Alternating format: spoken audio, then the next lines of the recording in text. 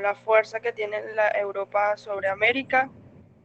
Bueno, y que fue algo muy feo, me imagino, porque he visto las imágenes que usted pone, entonces, y según usted, bueno, según usted no, que las imágenes dan a entender que también hubo traumas después de esa guerra, quedaron con traumas, y bueno, usted nos va a explicar más ahorita y poder entender mejor.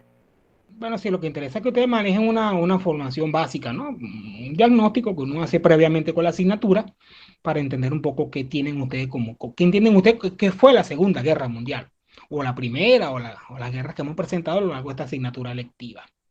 Ahora vamos a presentar, vamos a buscarla, déjame apagar la cámara para no gastar tanto, porque el sistema se recarga, ¿no? Inclusive el propio Google Mix te da, pues, te explica de que tienes que hacer ciertas cosas para que la transmisión sea muy fluida y muy conectada, ¿no? Muy dinámica, digámoslo así. Vamos, yo me invité por unos profesores, vamos a ver si se acercan, unos colegas por ahí, pero bueno, vamos a ver si ellos se acercan el día de hoy. Cuando compartir pantalla no lo consigo aquí, ya lo vi que ya. Muy bien. Ya estamos acá en la pantalla del teléfono y vamos a detallar la presentación del día de hoy.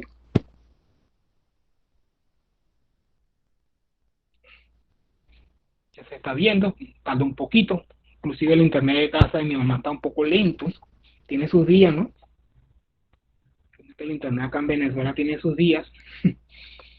Bueno, ya que estamos reunidos pues, para este tema, ya cerrando pleno siglo XX, ya a mitad de él, prácticamente, y cerrando este contenido, ¿no?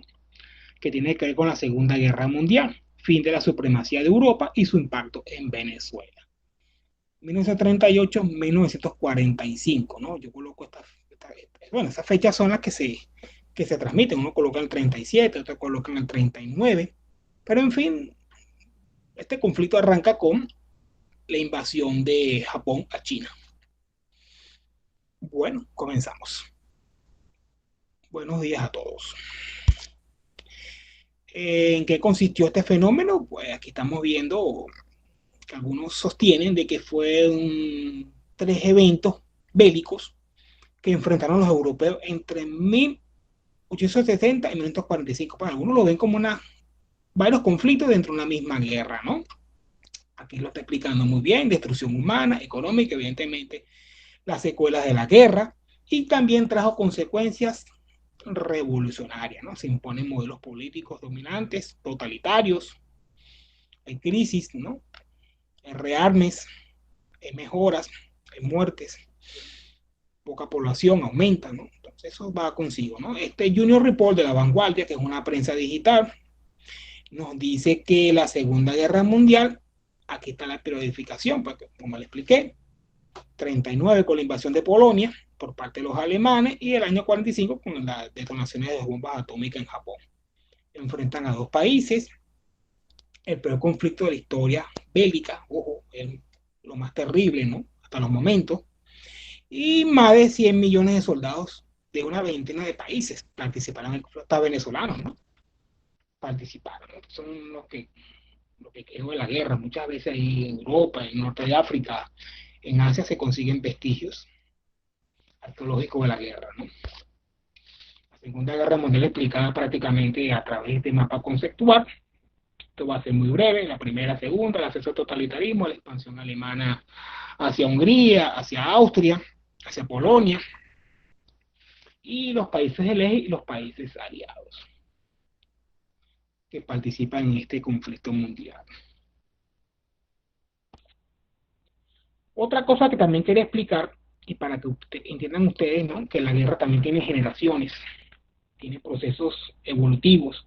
La primera, siglo XVIII, el poder del arma de fuego, la formación de las transnacionales, profesionales, porque el armamento lleva consigo la transformación tecnológica, reemplaza fuerzas mercenarias y la guerra se va a industrializar.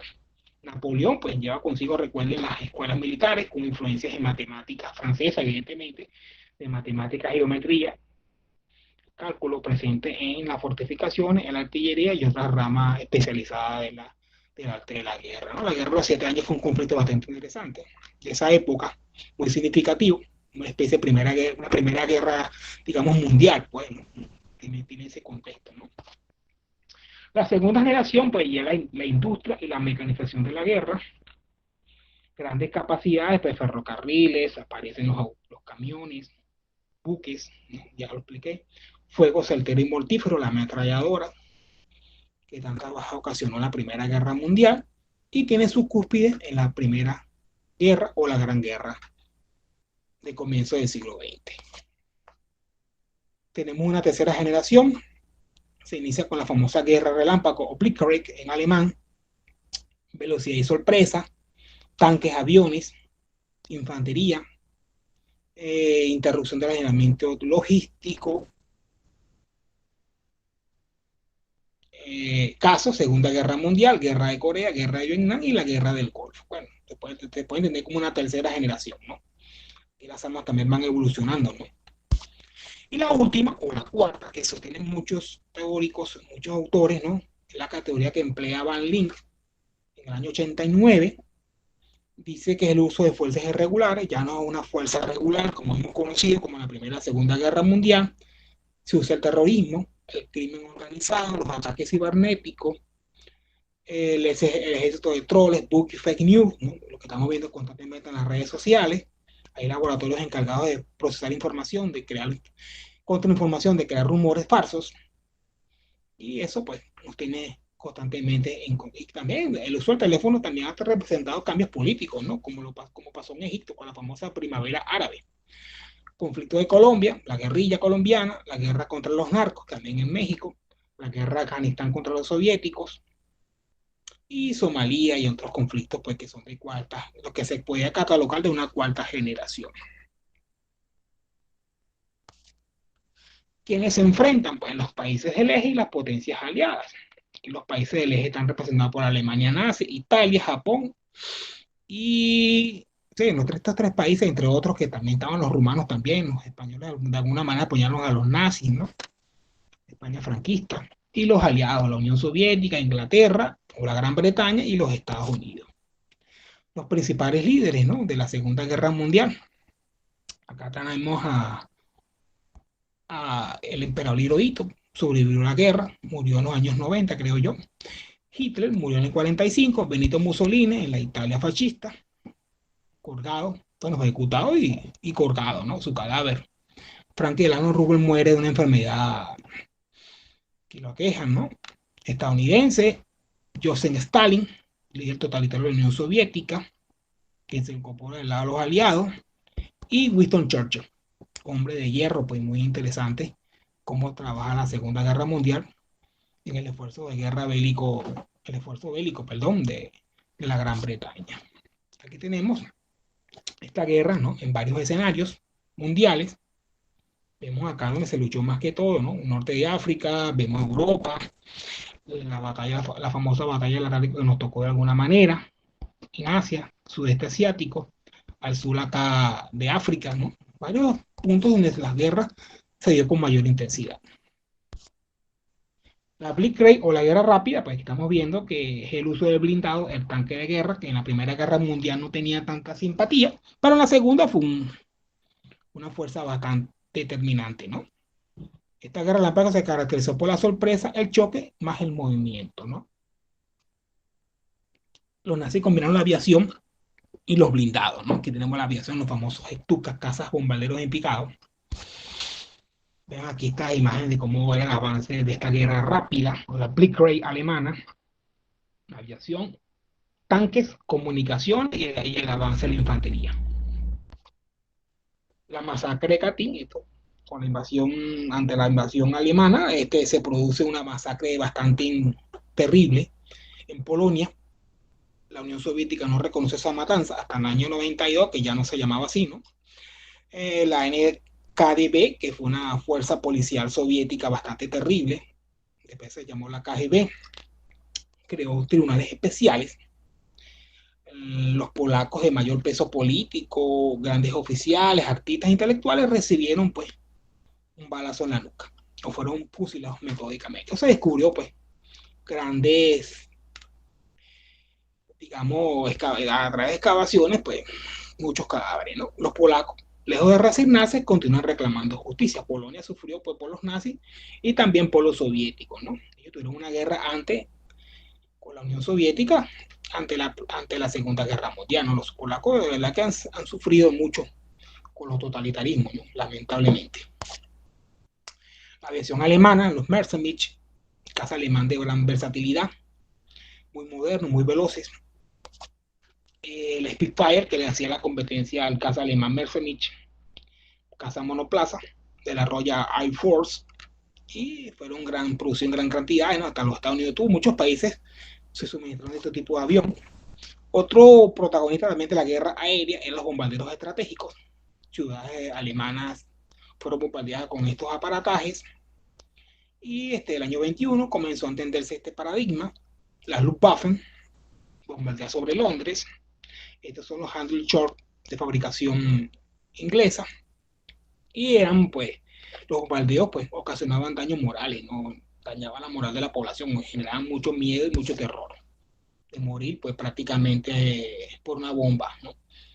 Un despliegue de estos aviones del Lancaster de 4 motores cargados de artillería, ¿no? Y muchos tripulantes. Como expliqué la semana pasada, el tamaño de las bombas, las longitudes y muchas bombas que no explotaron en Europa, que siguen descubriéndose en la actualidad.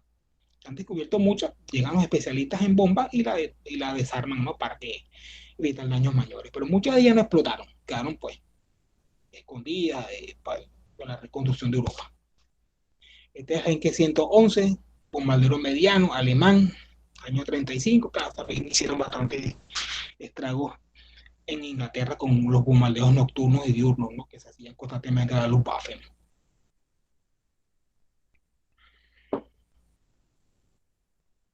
¿Cómo está todo? ¿Me están captando las ideas que estoy planteando, muchachos? Jóvenes. Sí, profe. Muy bien. Bueno, veo a Ru que apareció muy bien. Los Machi, que también en la aviación italiana tuvo bastante renombre, ¿no? En la guerra. Los italianos, pues, han tenido también su leyenda negra en la Segunda Guerra Mundial, pero ellos tuvieron sus batallas, pues, interesantes y ganaron muchas. A pesar que se le consideraban, pues, se le consideraba, ¿no? Entre comillas, los más realengos de la Segunda Guerra Mundial. Pero hay estudios nuevos que han demostrado que no fue así. Los blindados, seguimos con ellos, pues, también parte de la guerra rápida. Los tanques alemanes fueron muy famosos, igualmente el T-34 ruso, la famosa batalla de Kursk. Aquí estamos viendo, esto fue en el verano, Hitler invade la Unión Soviética en verano, pero la cosa se le complicó. Este tanque fue el paradigma, el T-34, bueno, bonito y barato. No norteamericano, otra cosa, con la ley de préstamo que expliqué la semana pasada, beneficia a la industria militar soviética, o a las Fuerzas Armadas soviéticas. Dan muchos camiones, dan muchas unidades, pues dan préstamos económicos para fortalecer pues, esta fuerza armada para combatir a las fuerzas alemanas. Este famoso tanque T-34 de Stalin, ¿no? Se basó en un diseño de movilidad, protección y fuego, ¿no? Vean que las 3D prácticamente en este tonelaje de acero, ¿no? De hierro. Esta es la versión estadounidense de tanque ligero. Uno de estos tanques está ubicado en el avión, aquí en el estado Vargas. Lo tienen ahí. Usted pasa por el avión y va a un tanque de estos que se compra en Venezuela en el año 55. Es un tanque ligero, ¿no? O sea, su armadura es relativamente débil. Estos tanques pues fueron muy famosos, los tanques Panzer alemanes, que eran como los Mercedes-Benz de la guerra, pues los alemanes hacían buenos tanques, eso es lo que se dice, ¿no? Bien blindados, bien protegidos, y claro, con un esfuerzo de guerra que le costó mucho, ¿no? Entonces, el acero para producir estos grandes monstruos, de un esfuerzo fuerte, ¿no? Para la industria militar alemana, ¿no? Que gastó bastante recursos en eso. La Gran Guerra, como expliqué anteriormente, bueno, como había dicho, ¿no? Algo de esto, fue una campaña bélica de la Alemania nazi contra la Unión Soviética. Tenemos a Hitler, vemos aquí a Stalin, los líderes principales, el color rojo siempre, ¿no? Característica de los regímenes totalitarios. Los alemanes disponían de 8 millones de efectivos, con un fuerte armamento.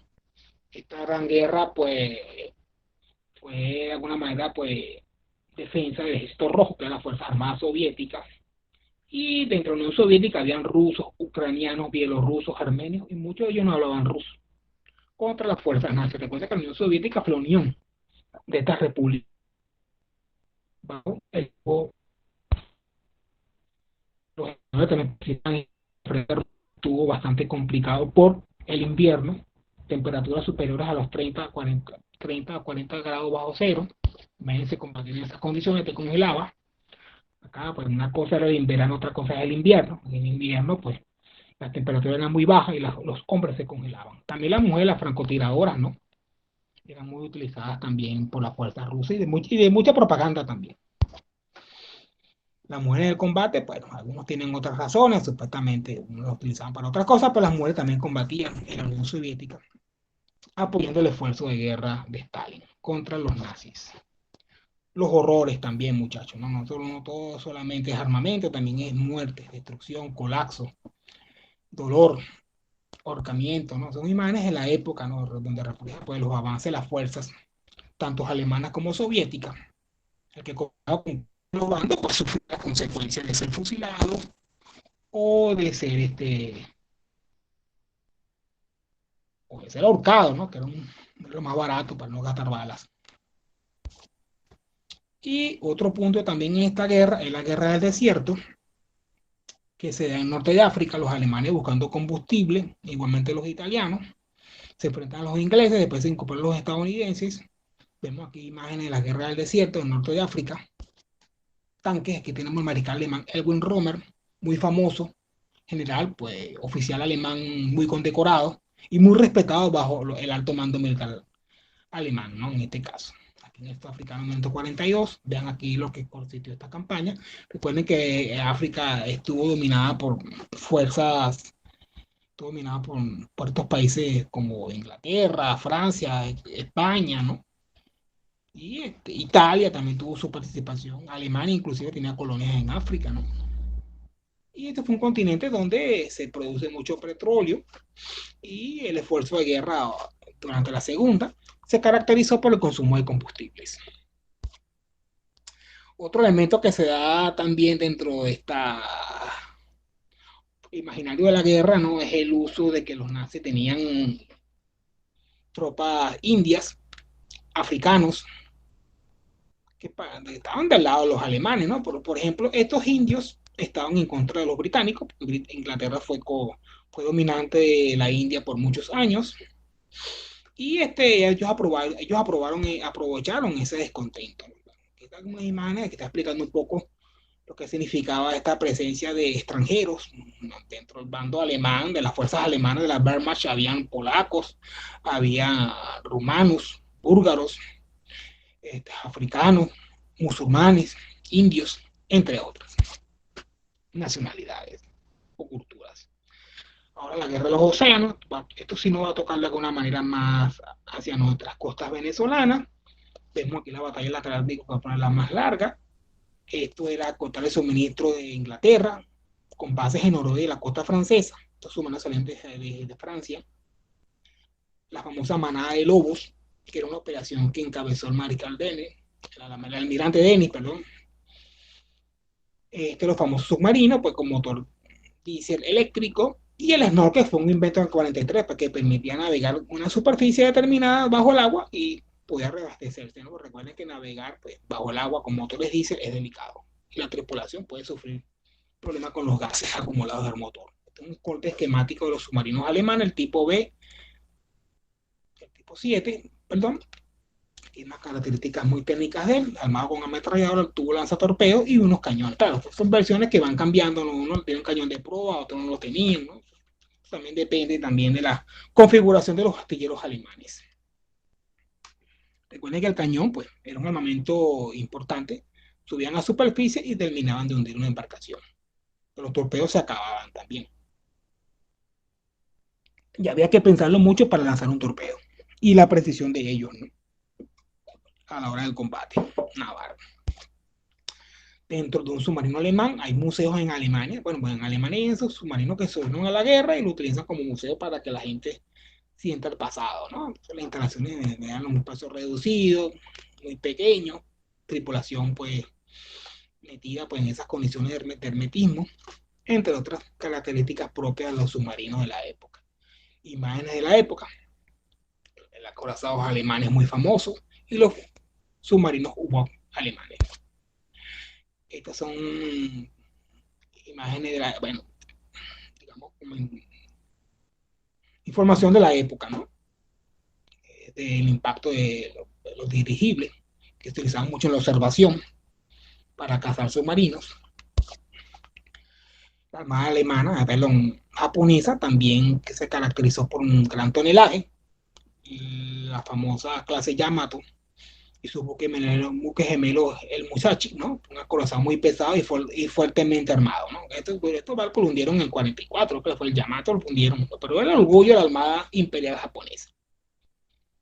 Era un buque de grandes tonelajes, de gran poder de fuego, y más que todo de puro cañones, ¿no? En esa época no había misiles, ¿no?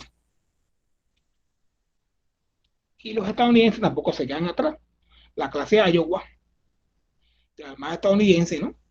Vemos aquí estos buques sobreviven a la Segunda Guerra Mundial, son restaurados y hasta duran hasta los años 90 más o menos. Estos grandes acorazados. Hoy en día hay un buque de esto como museo naval en los Estados Unidos, ¿no? Inclusive yo estaba viendo que visitar un portaavión estadounidense cuesta $30, ¿no? Claro, el gasto de mantenimiento de estos museos flotantes en los Estados Unidos, en Nueva York hay uno de esos, y también en San Diego, dos portaaviones, ¿no? Como museo. La Armada Alemana también, pues el Bismarck, famoso acorazado de la clase Bismarck de la Kriegsmarine, muy famoso, ¿no? Construido en Alemania, también este era para demostrar poderío, ¿no? Entre ellos, entre Alemania, la Gran Bretaña, Estados Unidos, Japón, ¿no? Parece una Son ciudad. buques, sí, prácticamente, sí, eran buques, pues, de gran dimensión y gran tamaño y gran porte, ¿no? ¿No? El que servía en esa armada, pues, gozaba de ese orgullo, ¿no? Que también era alimentado mucho por la propaganda de cada país.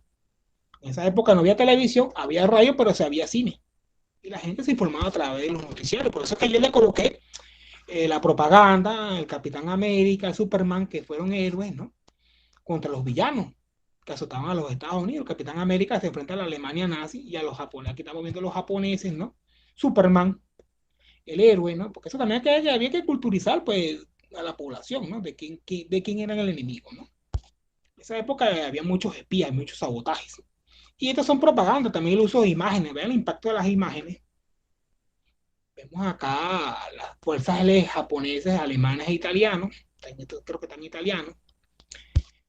Los animados del Pato Donald, pues, burlándose de Hitler, ¿no? Entonces, el Pato Donald, la industria cinematográfica, específicamente Disney, que para la época era un gran monstruo pues, de producciones, pues, se encargó también del esfuerzo de que no solamente fueron balas, aviones y barcos, ¿no? También fue la publicidad, también está la propaganda, también están los animados que contribuyen al esfuerzo de guerra para concientizar a la población de que estaban en guerra, porque había un enemigo que había que neutralizar. También los carteles, como les mencioné, esto es muy famoso, el tío Sam llamando al reclutamiento. Es una campaña que se da para el espionaje. Yo había que tener mucho cuidado porque hay personas que eran muy hábiles y vendían información, pues, transmiten información a sus gobiernos. Y esto es un meme reciente, ¿no? Aquí los alemanes, menos que son los polacos, que expulsan, los soviéticos expulsan a los alemanes y después los alemanes someten a los polacos, ¿no? Bueno, me expliqué anteriormente, un meme que también no se quedan atrás, ¿no? Ahora son los memes. Sí, la propaganda, todo lo que es la Unión Soviética, también la propaganda para enaltecer el orgullo nacional, para que se involucraran en la guerra, y esto con México, los países americanos, ¿no? México también sufrió hundimientos, Brasil también, Colombia, y las armadas de estos países no tienen esa capacidad de respuesta, entonces por eso que la ley de préstamo y arriendo le permitió de alguna manera equiparar un poco la cosa. Y los portaaviones, pues, esto ya los acorazados con estos grandes barcos permiten desplazar a los acorazados de la década de los 20 y los 30, ¿no? Aquí la batalla Mar del Coral, pues muy famosa. los portaaviones de la clase Exer, lo estamos viendo, para que se desplazan en el Océano Pacífico, y estos buques tenían pues radares, control de fuego, una serie de artilugios para que le permitían pues, mejorar la navegación, y esto prácticamente es una pista de aterrizaje. Aquí estamos viendo el Teatro del Pacífico, donde se dan las grandes batallas de la Segunda Guerra Mundial, más que todo entre estadounidenses y japoneses. Recuerda que Estados Unidos entra a la guerra por un ataque sorpresa en el año 41 por parte de los japoneses en Hawái. Y Japón, pues, es un país insular, tiene una armada pues, bastante respetable. Japón invade a China buscando recursos y vean que esta zona pues, fue muy conflictiva durante los años 40. Aquí tenemos la clase Excel, una imagen del portaavión. Vean el desplazamiento que podía desarrollar, 32 nudos, gran potencia de cobertura porque para defenderse de unos ataques de aviones, ¿no? De enemigos, 36 cazas, 36 bombarderos y 18 torpederos. Eran los tipos de aviones que empleaban estas grandes unidades navales flotantes. Y estos cargaban como 2.000 a 3.000 hombres pues, prácticamente en estas embarcaciones. Otra cosa que es importante dentro de los portaaviones era la señalización, ¿no? Porque el piloto se orienta, pero había una persona en tierra, en la pista, pues prácticamente señalando, ¿no? Y dentro de la tripulación existe también funciones diferenciadas. La tripulación de pista, ¿no? De la plataforma de despegue de aterrizaje, pues con diferentes colores que identifican uno combustible, otro armamento, otro logística, otro control de vuelo y para usted contra. Pero más que todo para señalizar al piloto. Después se mecanizó, se colocó, porque aterrizar un avión en un portaavión y despegarlo no es nada sencillo, ¿no? Ya que una imagen de cómo despegaban, cómo aterrizaban, ¿no? Ya que un proceso no tan fácil, porque los vientos en contra a favor, la turbulencia del mar, pues todos esos factores pues influyen en un aterrizaje perfecto. Los alemanes también desarrollaron su portaavión, pero esa idea se quedó como pasmada, ¿no? Los alemanes no estaban tan interesados en eso. Pero construyeron el famoso Gran Zeppelin. Después fue un botín de guerra por parte de los soviéticos y fundido, ¿no? En el 47. Los Mitsubishi, no, la aviación militar naval, bueno, militar japonesa fue muy famosa, las Mitsubishi fabricantes de grandes vehículos y de camiones también se desarrolló en la industria militar.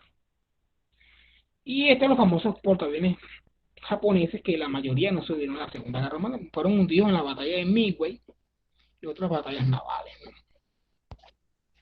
Y los despliegues de portaaviones japoneses, vean la estructura de estos portaaviones, ¿no? Eran porque los transformaban a portaaviones, ¿no? Japón, pues como un país insular, pues tenía que tener obligadamente respetable. Estos son los cazas embarcados muy famosos después de la Segunda Guerra Mundial, los corsarios, muy bonitos, forma ala de gaviota, muy hermosos estos aviones, me gustan demasiado, eran cazas embarcados en portaaviones. Y se plegaban, pues recuerda que tienen que plegarse para poder introducirlos en los hangares del portaavión. La Segunda Guerra Mundial en América, vemos el caso de México, el caso de Brasil, y muchos países pues observan, otros participan, pues, evidentemente había limitaciones militares. Bueno, México, Brasil y Colombia y Ecuador rompen con el eje totalitario, rompen contra Alemania, Japón y Italia. Solo Chile y Argentina salvan su voto contra Alemania, pero eso fue al final pues, de la guerra, cuando se unen a la guerra combatir, ya la guerra estaba por culminar. Pero siempre también las campañas políticas, vemos el águila mexicano enfrentando a los nazis, ¿no?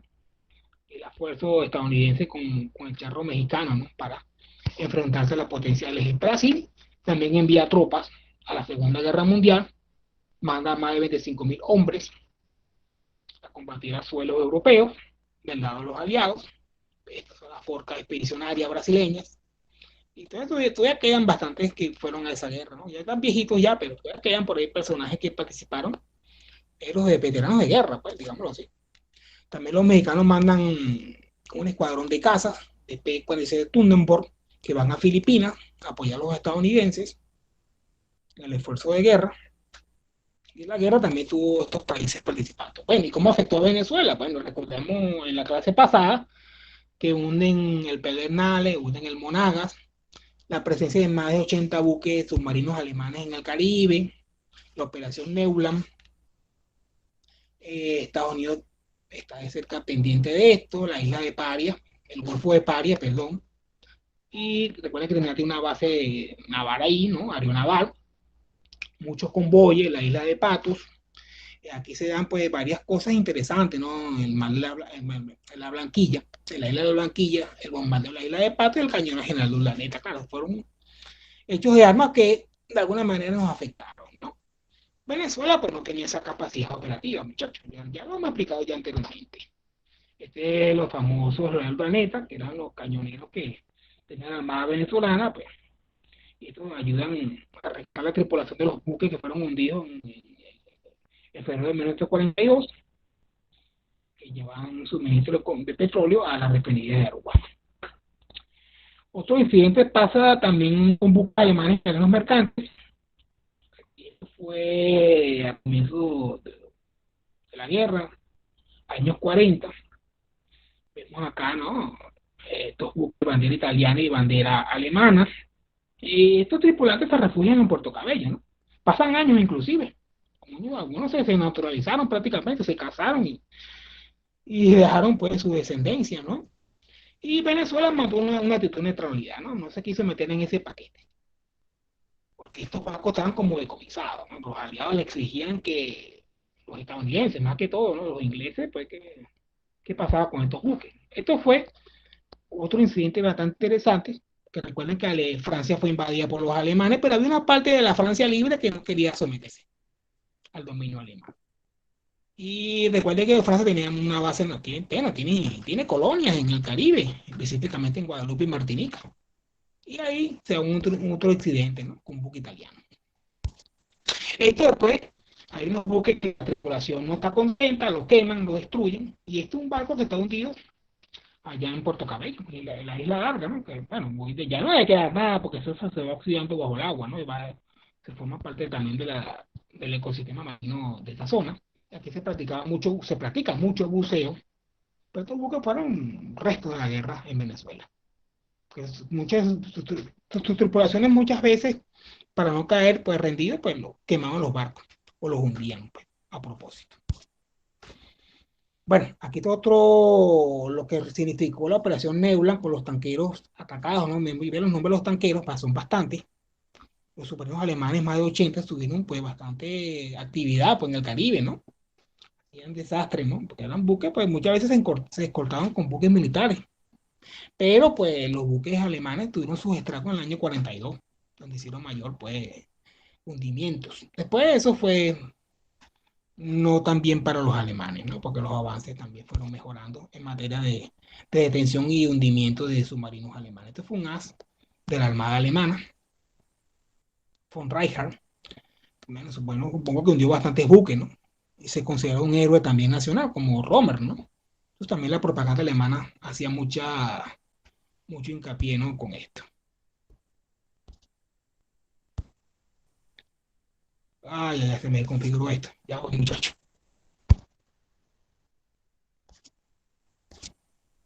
Mal que no. Sí, esto es otra imagen que tomé de internet, de Google. Y aquí estamos viendo cómo del año 40 hasta el 43, que más o menos un punto, ¿no? Aquí se dan varios hechos, ¿no? La isla de Patos, que es una pequeña islita que Inglaterra en el año 41 nos devuelve la soberanía, ¿no? Que pertenecía, bueno, ya que era de Trinidad. Y aquí se instalaron unas baterías estadounidenses para defenderse, porque era un paso obligado, había que proteger el petróleo, ¿no? Y aquí estamos viendo, pues, esto.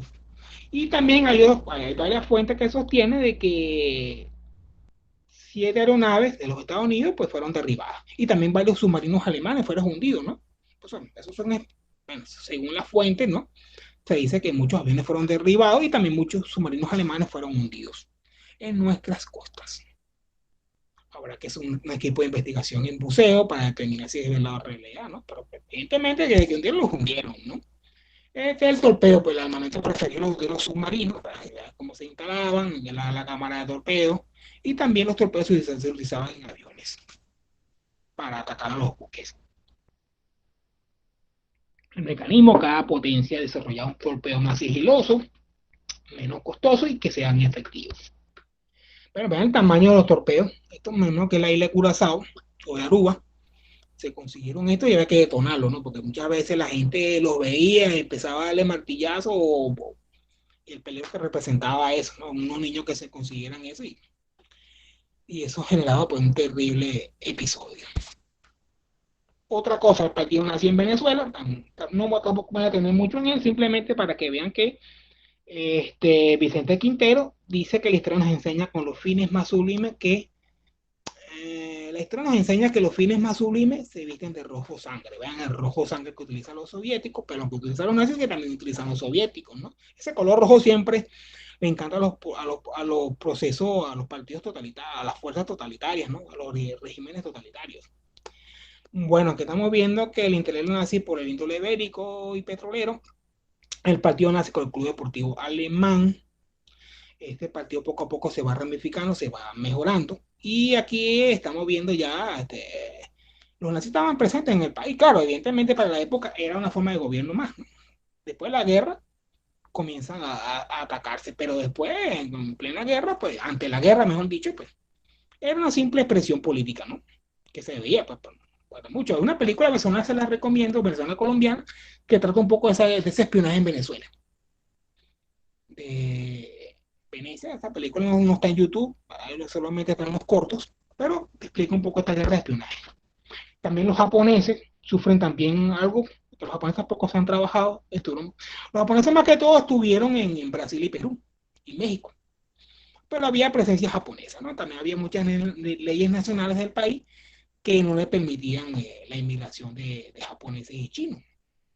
Este conflicto, pues, el gobierno de los Estados Unidos pues, le marcó presión a los japoneses de estos países que mencioné, los deportaban a los Estados Unidos, a campos de concentración, mientras que la guerra seguía, ¿no? Después que terminaba, pues los soltaban. Pero aquí en Venezuela, algunos japoneses tomaron la decisión de irse a refugiarse en un campo de prisioneros, digámoslo así, para la población civil en ocupar esto, porque se le tenía miedo porque podían generar espionaje, sabotaje, eso es el miedo que se le tenía a los nazis italianos y japoneses en Venezuela. Podían ser cooperantes, podían trabajar en las labores de explosión, de generar terror, ¿no? Entonces los nazis también, pues, preparaban a sus espías, ¿no? Para que hicieran ciertas cosas lamentables a los países que ellos estaban operando, ¿no? Bueno, personas que participan también, pues aquí tenemos el famoso Monseñor Montes de Oca, que fue fusilado en Italia por los nazis. También vemos el caso de Will Pérez, no tengo la imagen de él, pero también fue un venezolano que estuvo en las fuerzas estadounidenses. Y más adelante podemos hablar también de Manuel Antonio Prince, que se fue a los Estados Unidos, estuvo en la infantería marina estadounidense, estuvo en el frente del Pacífico. También había un alemán llamado Dieter Pfeiffer, nacido y creado en Ciudad Bolívar, se une a los nazis, participa en el frente ruso y fue un oficial de tanque. También otros versiones nacionalizados que combatieron, pero no se sabe más nada de ellos, ¿no? El británico, el italiano y el polaco Richard Glusky, ¿verdad? Para que vean que hubo venezolanos, pues, bueno, nacidos acá, ¿no? Pero fueron a luchar del lado aliado o del lado de la potencia del eje. Bueno, ¿cómo participan los Estados Unidos en la Segunda Guerra Mundial en América? Evidentemente, recuerden la clase pasada, la ayuda de la ley esta de préstamo y arriendo, la conferencia de Río Janeiro del año 42, los convoyes que ellos le ofrecían protección desde los campos petroleros de Venezuela hasta Uruguay y Curazao. Bueno, salían de Puerto Cabello, podían salir de Maracaibo o de las costas del estado Anzoático o el estado Monagas por Caripito, que también había una refinería, ¿no? Y los comienzos de la industria petrolera. La defensa hemisférica en el año 42, pues, acordó pues, darle protección, patrulla, reconocimiento a los campos petroleros, fotografías, cartas y establecer bases militares en el territorio. Puerto La Cruz había una base militar en la isla de Patos, cerca de Trinidad también había otra, ¿no? Se potenció la sexta flota, perdón, con base en la isla de Trinidad, el famoso Caribe Defense Commando. Y aquí, bueno, vean aquí la importancia también que había aquí por el canal de Panamá para evitar el tráfico de los países del eje, ¿no? Y estamos viendo lo que era el Comando de Defensa del Caribe, vean la importancia estratégica con el canal de Panamá, Venezuela y la isla de Trinidad. Mucho patrullaje marítimo y mucho patrullaje con hidroaviones Catalina y también se dan unos accidentes de guerra por confusión, ¿no? entre fuerzas estadounidenses y las fuerzas venezolanas. Bueno, como le expliqué, yo tengo un artículo publicado sobre eso, sobre las misiones militares en Venezuela, específicamente estadounidenses, ya con la Segunda Guerra Mundial. El préstamo ya arriendo, llega una misión naval en el año 42 para la Escuela Naval y también está una misión aeronáutica. Recuerden que ya se incorporan a nuestra fuerza equipos estadounidenses. Y esto, bueno, cuando estos bandidos se incorporaron después en estos vehículos blindados, vehículos semiorcas que van a trabajar con lo que les comentaba. La ley de préstamo y arriendo, el esfuerzo bélico de los Estados Unidos con sus primos los ingleses, y también en los Estados Unidos se da una campaña, ¿no?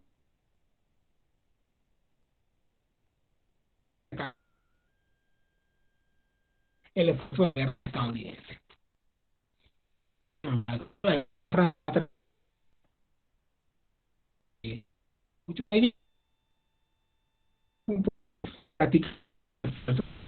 Por concluir con su país. Y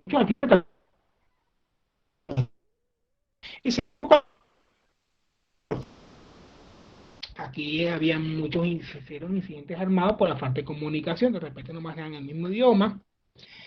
El material de guerra que se trajo presentaba fallas operativas, eso es lo que se le critica, pues lo que incorporó los Estados Unidos a través de la ley de préstamo y arriendo, o las misiones. Muchas piezas nunca llegaron, y las misiones militares nunca llegaron a aplicar la instrucción respectiva, simplemente los venezolanos observaban lo que hacían los estadounidenses. Después de la guerra retiran ese material, pues, de guerra. Pero sí, estos aviones volaban mucho en nuestras costas vigilando submarinos. Y estos son los cañones Gran Patot de fabricación francesa, que, bueno, quedaron de la Primera Guerra Mundial y que traen a Venezuela. Esto es la famosa isla de Patos. Vean acá, ¿no? Cerca de la isla de Trinidad. Hoy en día, pues muy transitada por los venezolanos, pero pues vean, aquí la sale el río Orinoco, el océano Atlántico. Recuerden, el río Orinoco estaban los yacimientos minerales de hierro y aluminio, más que todo de hierro, material fundamental para la industria militar aliada o alemana. Recuerden que los aviones son hechos de hierro y ahí se produce el acero. Y vean acá, ¿no? La famosa isla de Pato, que después, en el año 42, Inglaterra reconoce la soberanía de esa pequeña islita. Eso está una islita pequeñita. Ahí se instaló una base militar y después fue desmantelada. Bueno, no creo que sea la isla de Pato, pero sí eran las misiones estadounidenses en Venezuela. Pues, con los cañones, pues estaban, digamos, los efectivos estadounidenses en Venezuela, mientras que duraba el conflicto y después se retiraron, ¿no? Aquí, al final de la costa de Maquiavélica fueron desmantelados. Pues. Bueno, supongo que la isla de Pato, pero creo que esa es Puerto La Cruz, supongo yo. Es una foto que tomó Heraclio Medina, bueno, que Heraclio Medina de su archivo, ¿no? Pero los Grumman Avenger eran bombarderos en picado que utilizaban torpedos. También estuvieron sobrevolando nuestros cielos. Bueno, ya la guerra va avanzando, ya está por culminar. Pues aquí tenemos la operación Overlord o Día D. Esto ocurre en junio del 44, una operación anfibia muy importante, pues mucha gente se espera esto en Venezuela, pero ya la guerra, como expliqué anteriormente, va cambiando. Estamos en una cuarta, eso fue para la tercera, ¿no? O la cuarta generación, o la segunda generación. Bueno, aquí estamos viendo un desembarco de 150.000 soldados estadounidenses, británicos, canadienses, ¿no? En las playas de Normandía, pues ocupadas por los alemanes. Con imágenes, pues, en la película Buscando los Soldados Ryan de Steven Spielberg, pues, muestra cómo el desembarco aliado fue terrible, ¿no? Recrea el horror de la guerra. Y aquí vemos, pues, cuando desembarcan las playas francesas. Bueno, protegida por los alemanes, ¿no? A través del muro del Atlántico, ¿no? Evidentemente, ese desembarco no fue tan fácil. Los alemanes se defendieron, la Alemania ocupada por ellos. Recuerden que Alemania invade Francia, la ocupa, la somete y después, bueno, con la guerra pasa en mano otra vez de los franceses. Pero los famosos espárragos de Rommel, acá, pues para frenar, pues, los tanques, porque recuerden las fuerzas anfibias de la infantería estadounidense, de lo que es la United States Marine. Aquí vemos a Rommel, pues, inspeccionando, Rommel viendo, pues, las defensas para evitar, pues, el desembarco estadounidense o británico y canadiense. Bueno, hay más imágenes para la revista Life.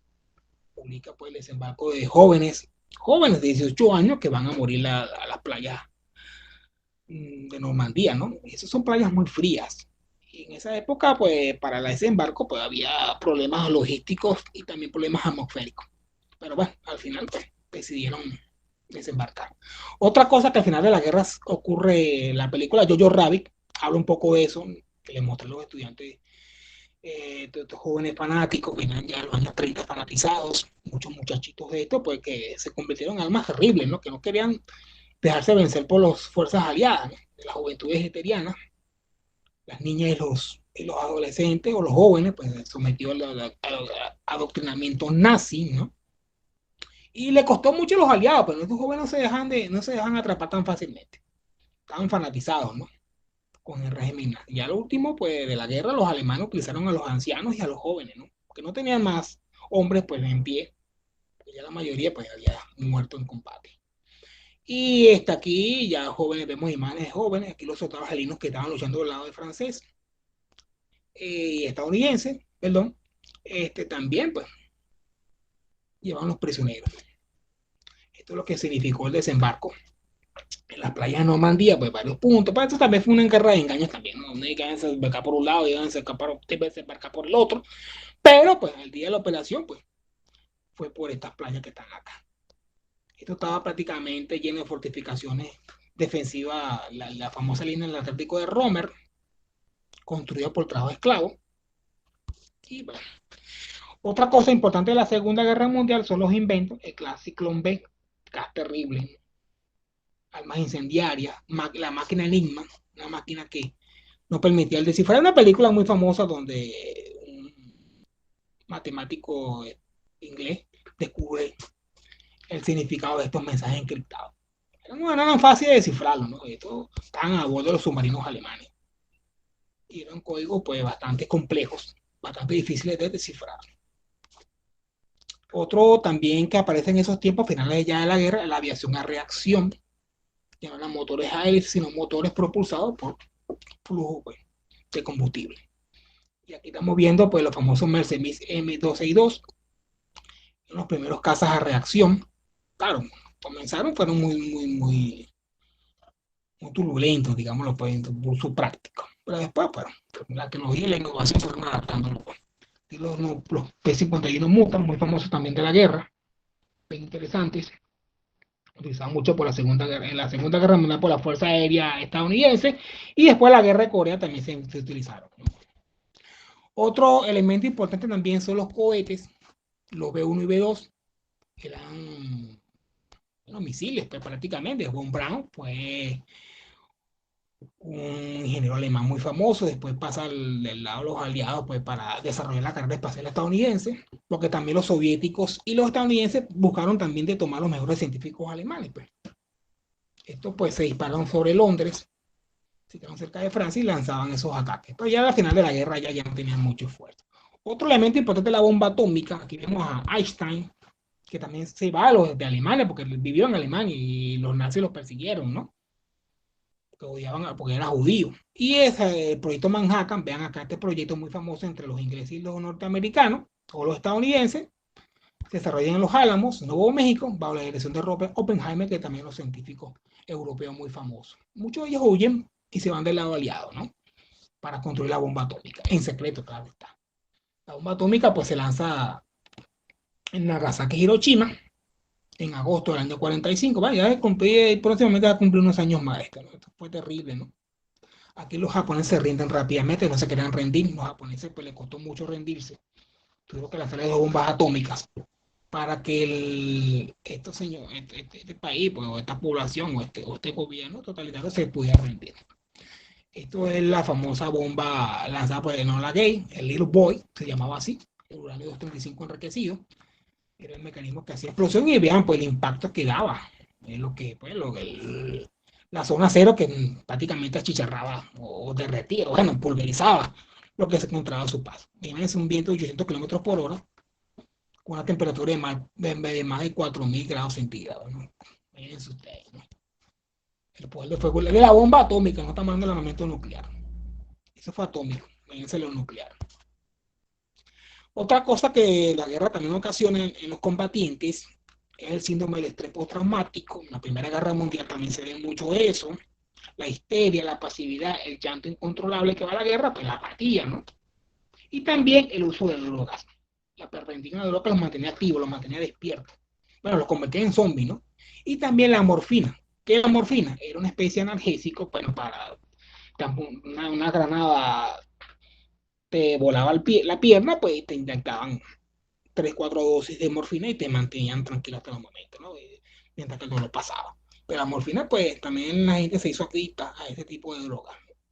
Eso era como una explosión de una granada, te volaba una pierna, un brazo, pues te daban pues morfina. En Pervertín, pues era para mantener activas las tropas. Drogarlas, pues para qué. Porque las tropas se desmolarizaban, pierden en la efusividad, pierden en, pues por el estrés de la guerra, ¿no? Por estar combatiendo y si no reciben atención digamos, el punto de vista de recreación, las tropas se van convirtiendo, pues, y no quieren combatir y se niegan, ¿no? Y también la gente llora, pues, muchos lloraban, pues, en combate se orinaban, pues, o defecaban en el uniforme. Eso no es fácil, ¿no? Tengo ese terror, ese miedo ahí. De las famosas miradas, ¿no? Las 1000 yardas. Después de la guerra, bueno, ¿qué es lo que queda? Fallecido, porque usted va a Europa, perdón, va a Francia, específicamente a Normandía, va a conseguirse bastantes tumbas, ¿no? Y también los veteranos de guerra. Hoy en día ya muchos muertos, pues todavía quedan sus ancianos todavía. Bueno, fin del dominio europeo, el frente oriental, con la famosa guerra rápida, Alemania carecía de caucho, petróleo y hierro, fíjense ustedes, por eso es que ellos invaden la Unión Soviética, también la península de Crimea, ¿no? Muchos recursos petroleros. Y los aliados, pues, con su alta proporción industrial y su inteligencia, pues derrotan el esfuerzo alemán, italiano y japonés. Otra cosa que también lamentable de la guerra son los campos de concentración. El amigo Joris, Andrés, lo mandé con un video, pues después de la guerra, todos los campos de concentración, los campos de exterminio de la Alemania nazi, también los soviéticos, que también los suyos, ¿no? Hitler no inventó nada, solamente germanizó el modo soviético de matar. Los totalitarismos se unen en el extremo, ¿no? La Alemania nazi y la Unión Soviética de Stalin, ¿no? Vemos acá, son cadáveres, muchachos, los horrores de la guerra contra la población judía y lo que ellos no consideran arios, ¿no? Profe, porque Vemos se acá, compara con la Unión Soviética. la Unión Soviética también creó campos de reeducación política. El que no se adaptaba al modelo totalitario soviético, pues los mandaban a los campos de reeducación, pues, lo que pasa también en China. Pues estos regímenes totalitarios, que si no eres revolucionario, pues te obligan a reeducarte políticamente a través de los golpes, ¿no? Y a través del sufrimiento y las vejaciones. Vean acá, ¿no? Estos son niños judíos arrancados de sus hogares. Muchos murieron, lamentablemente. Eso es el efecto de la guerra, ¿no? Los judíos también sufrieron mucho en Europa, pues en Alemania hay muchos campos de exterminio que son museos del horror. O sea, eso es que también hay que recordarlo, ¿no? Porque el hombre, esto nunca va a pasar de moda, las barbaries y la destrucción del hombre por el hombre, ¿no? Ni que la historia explique, siempre va a existir ese factor, ¿no? Para los campos de exterminios alemanes, los hornos de cremación, había que crear un mecanismo para matar grandes personas en poco tiempo. Muchos los sometían al hambre, los desnudaban, miren, los hombres entraban obesos, vean para que no le daban comida y prácticamente se enflaquecían, ¿no? De forma calavérica, se les colocaba un uniforme de rayas. Todos los campos de exterminio que había en Polonia y en Alemania. Los llevaban en tren, los llevaban ahí, y los ponían a trabajo forzoso y después con el tiempo los eliminaban. Cuando el ciclón B, los metían en una cámara de gas y los cadáveres eran quemados. Eso los judíos, pues los alemanes, pues le dieron bastante fuerza, ¿no? a la, al holocausto, a la Shoah, como llaman ellos. Después de la guerra se producen una serie de juicios contra los principales líderes nazis, que vemos acá a Goering, mariscal del aire, y aquí muchos oficiales alemanes fueron ejecutados, fueron juzgados pues, por los horrores de guerra, también los japoneses, italianos, pero los soviéticos por un lado se salvaron, ¿no? Porque se unieron a los aliados. Los soviéticos también tienen su pasado negativo. Esto también con los japoneses, la matanza de Nankín. Japón cometió muchos abusos en Corea, en China y los países que ellos invadían del sudeste asiático o de Asia. Y los japoneses, pues, en la tradición que ellos tenían, pues, que cortarle la cabeza al vencido. Y eso, bueno, para un occidental, pues yo veo esto, pues eso es horrible, ¿no? Pues para ellos era común, ¿no? El sacrificio, pues. Las leyes de ellos que tenían los japoneses, por un oficial que no se aceptaba rendirse, propiamente se suicidaba con su espada de reglamento, su katana, ¿no? Y esto fue que los crímenes de guerra que siempre ocurren en cada guerra, los japoneses también experimentaron con población civil, China. Esas cosas pues son que no hay que volver otra vez, pero hay que a la gente recordársela, ¿no? Estos son los campos de concentración soviéticos contra la disidencia política de Stalin. Stalin también fue un líder multidespiadado con su posición, contra su posición, y eran campos de reeducación política, ¿no? Lo que nos estaban contando, si no te ibas en la Unión Soviética, Stalin te hacía la vida imposible, inclusive te mandaba a matar, pues, como le pasó a Trotsky, allá en México. Esto es el famoso Gulag, los museos de los rusos soviéticos, ¿no? Por eso que a los rusos también, y a los soviéticos en este caso, hay que darle también su sitial, pues, de terror, ¿no? En la Segunda Guerra Mundial. Pero más que todo, cuando los mandaban a Siberia con temperaturas muy bajas y morían allá del frío, ¿no? Y de la dejadez, y también porque en los pasados los ponían a pasar hambre, ¿no? Bueno, esto es final de la guerra, cuando los soviéticos invaden a Alemania. Por un lado quedó el lado alemán, un lado quedó el lado de los aliados, perdón. Y vemos acá, pues, como este historiador llamado Anthony Berhoff explica en su libro La Caída, cómo la violencia sexual, ¿no? Que se da en estos entornos de la Federación Rusa, reconoce eso en el 2002, imagínense ustedes, ¿no? Las tropas, Stalin le dijo, bueno, ustedes están en tierras alemanas, llegó la hora de venganza, imagínense ustedes que no harían esos rusos, a los ruskis, ¿no? Porque ellos también vienen de una represión. Stalin también era un líder totalitario muy terrible, ¿no? Antes de la Segunda Guerra Mundial. Mandó mucha gente a los campos de concentración. Y desapareció, y muchas muertes pues quedaron pues impunes por Stalin, ¿no? Bueno, ejecutadas por Stalin y su aparato represivo. Vemos acá, pues, vean aquí cómo mujeres alemanas preferían mandar a sus hijas, que ser violadas cinco a muchas veces pues, que fueron violadas por las fuerzas soviéticas del Ejército Rojo. Bueno, aquí se puede leer el artículo otra vez, ¿no? Celdo, dejaron que me violaran 2 veces seguidas y me dejaron ahí tirada como si fuera una basura. Bueno, esto pasaba mucho en la guerra. Las mujeres alemanas, los ancianos, pues sufrían pues los embates de las fuerzas de ocupación soviética. Pero, bueno, menos eso, ahí en el derecho humano y se pierde todo, pues la sensibilidad, se pierde. El que va a la guerra, pues, se transforma, pues, como le explicaba, pues, el síndrome de la Mil Yardas, ¿no? Y el estrés postraumático. Después de la Segunda Guerra Mundial, vamos a cerrar ya con esto. Vemos que Alemania se rinde, Hitler se suicida en su búnker y Alemania queda picada en dos mitades, un lado soviético y un lado estadounidense, francés y británico. Después con el tiempo se construyó el famoso muro de Berlín en los años 60, que separa, ¿no?, la Alemania democrática, entre comillas, bajo el dominio soviético, y de la Alemania occidental, pues de la Alemania. De casualidad, ¿sabe quién fue el que creó el muro? ¿Cuál de los lados? Bueno, era para que no escaparan de su modelo tan perfecto, para que no se contaminaran de Occidente y la economía de mercado y los placeres. Por eso que construyen el muro, ¿no? Que ese muro duró hasta el año 89. Y cada año que pasaba lo construían perfectamente desde el punto de vista de que no lo pudieran pasar con tanta facilidad. Pero recuerda que Alemania quedó picada en dos mitades después de la guerra para evitar un resurgimiento del nazismo, ¿no? Y Europa, pues, el mapa se reconfigura de nuevo, ¿no? Y aquí ya aparecen los países que apoyan a la Unión Soviética, la cortina de hierro, aparece el Pacto de Varsovia, que aquí estamos viendo a continuación. Los países del Pacto de Varsovia eran países aliados a la Unión Soviética, la Guerra Fría, después de la Segunda Guerra Mundial, ese enfrentamiento entre la Unión Soviética y los Estados Unidos.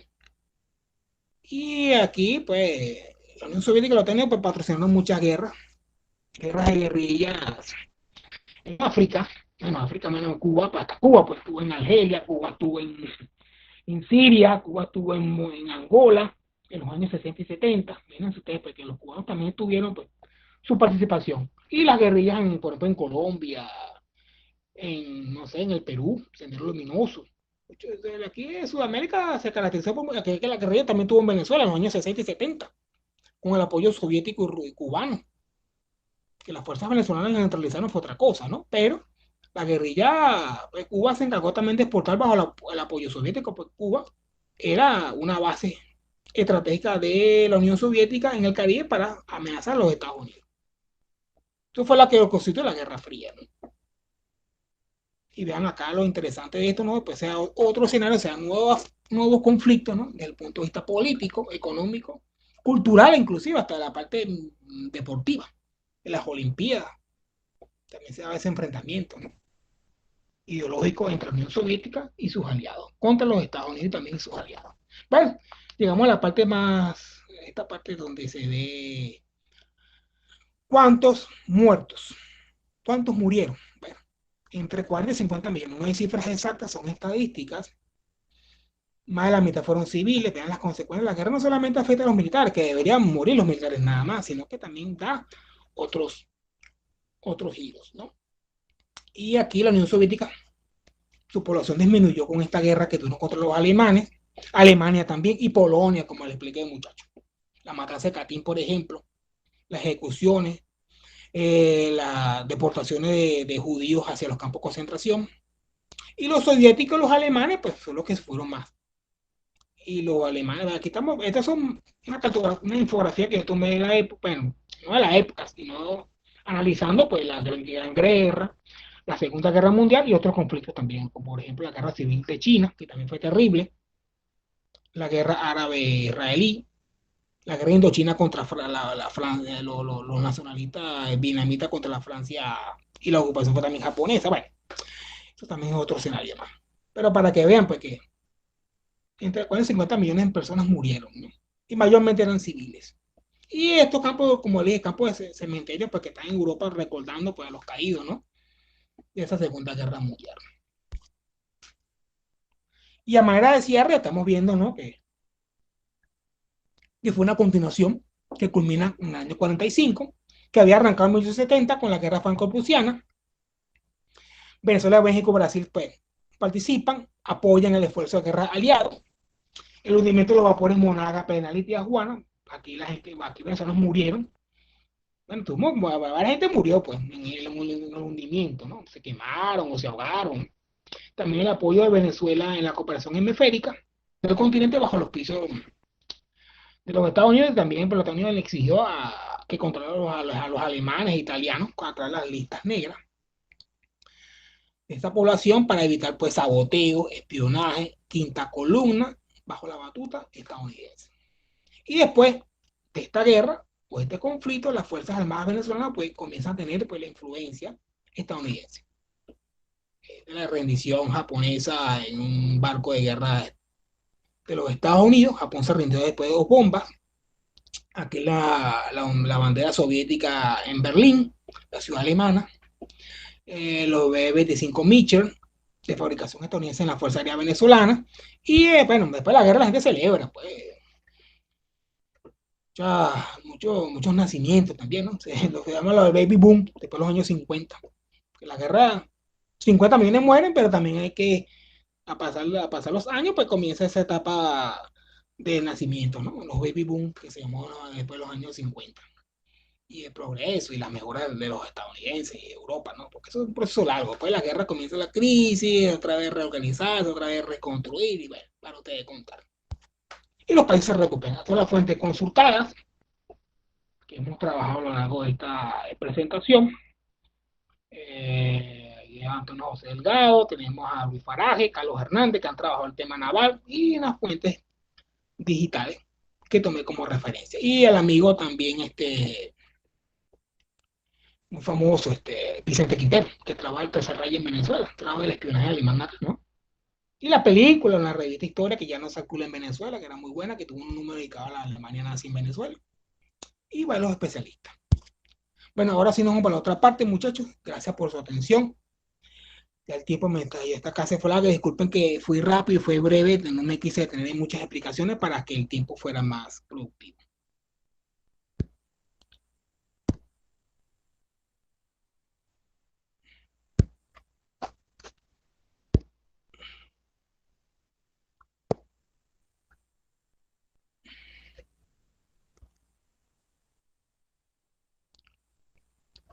Sí, joven, ahora nos vamos a la otra,